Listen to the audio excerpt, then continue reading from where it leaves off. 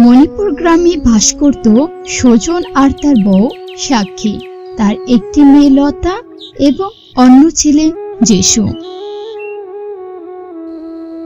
একদিন সুজন, গিন্নি ও গিন্নি কোথায় গেলে?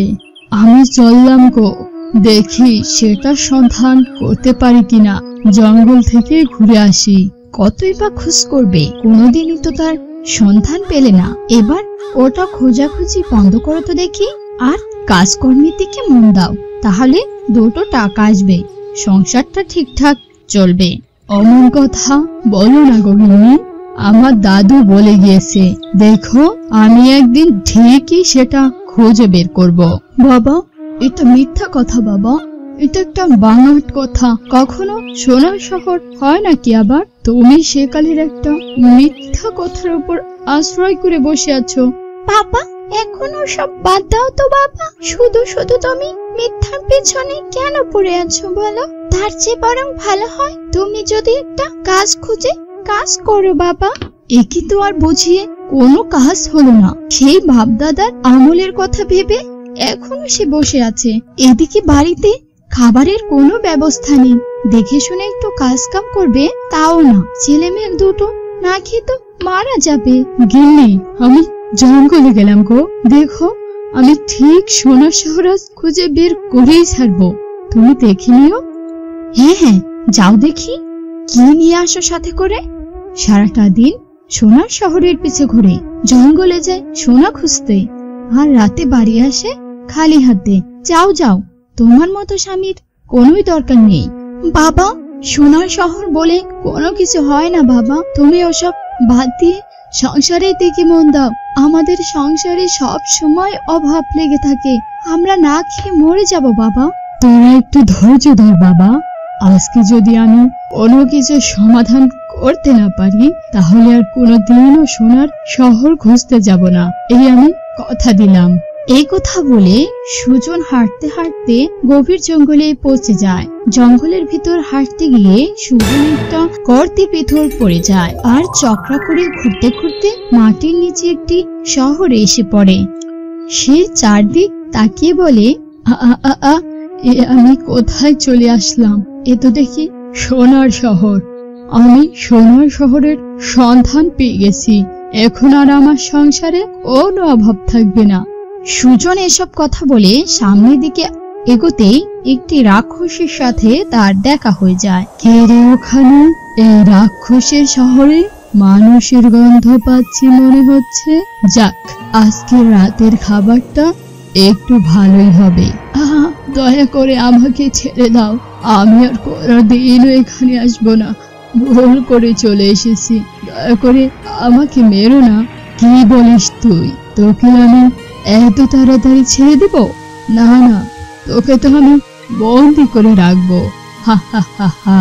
তারপর রাক্ষসটা জাদু করে সুজনকে বন্দি করে রাখলো, আর সে সেখান থেকে চলে গেল। ছেলেমেয়েরা আমাকে কত করে বারণ করেছিল এখানে না আসতে, আজ যদি ওদের কথা শুনতাম তাহলে আমাকে এই বিপদ দেখতে হতো না।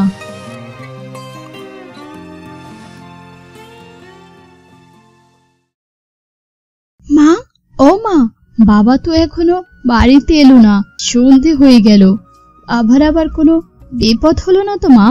ভাই, আমার খুব ভয় করছে ভাই, বাবা তো প্রতিদিন এতক্ষণে বাড়িতে চলে আসে, আজ কেন এলো না বলতো? বাবা কি তাহলে কোনো বিপদে পড়েছে ভাই? কতবার বারণ করলাম, বাদ দাও না ওসব, কে শোনে কার কথা?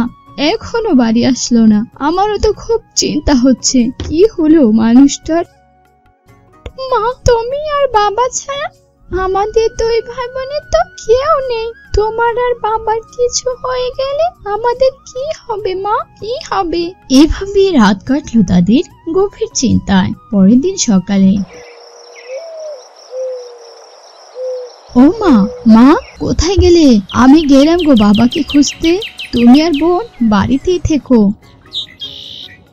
ও ভাই, ভাই আমাকে নিয়ে চল না, আমিও যাব বাবাকে খুঁজতে। তুই আমার সাথে যাবি বোন? তাহলে চল, তাড়াতাড়ি চল। এই বলে তারা দুই ভাই বোন রওনা দিল তার বাবাকে খুঁজতে। হাঁটতে হাঁটতে তারা অনেক রাস্তা পার হয়ে গেল। গভীর জঙ্গলে গিয়ে বোন বলল, ভাই, বাবাকে আর কোথায় খুঁজবো আমরা? আমরা তো জঙ্গলের গভীরে চলে এলাম ভাই, এখনো তো বাবার কোনো সন্ধান পেলাম না। আমি তো আর হাঁটতেও পারছি না ভাই। চল সামনে গিয়ে একটু জিরিয়ে নি, বাবাকে না পাওয়া পর্যন্ত আমাদের তো বাবাকে খুঁজতে হবে না। কে তোরা, আমাকে একটু পানি দিবি? আমার গলাটা শুকিয়ে কেমন যেন কাঠ হয়ে গেছে। ভাইয়া, সাধু বাবাকে একটু পানি দে। হ্যাঁ, পানি তো আছে, এক্ষুনি দিচ্ছি, এই নাও পানি। আমাকে তোমরা বাঁচালে বাবা, আজ দুদিন ধরে পানির জন্য ছটফট করছি, তা তোমরা ছোট ছোট দুজন মানুষ জঙ্গলে কেন এসেছো? আমরা আমার বাবাকে খুঁজতে এখানে এসেছি। আমাদের বাবা প্রতিদিন সোনার শহর খুঁজতে এদিকে আসতো।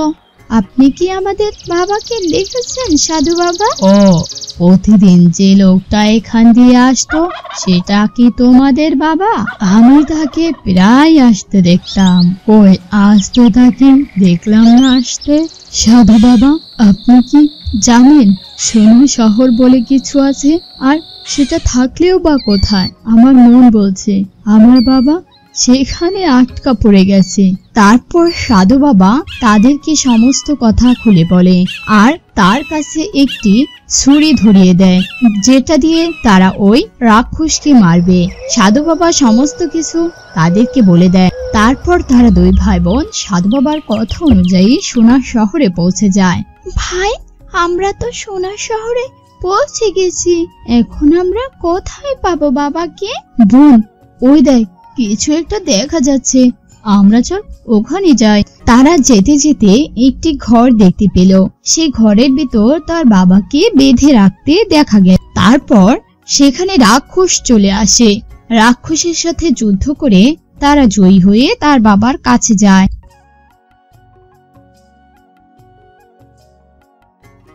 তার বাবাকে তারা উদ্ধার করে। বাবা, তোরা আমাকে মাফ করে দে, আমারই ভুল হয়েছিল বেশি লোভ করার। বাবা, ও বাবা, চলো আমরা বাড়ি ফিরে যাই, মা যে আমাদের জন্য খুব চিন্তা করছে। রাক্ষসের শহরটা ধ্বংস হয়ে গেল। সোনার শহর একটি সাধারণ শহরে পরিণত হলো।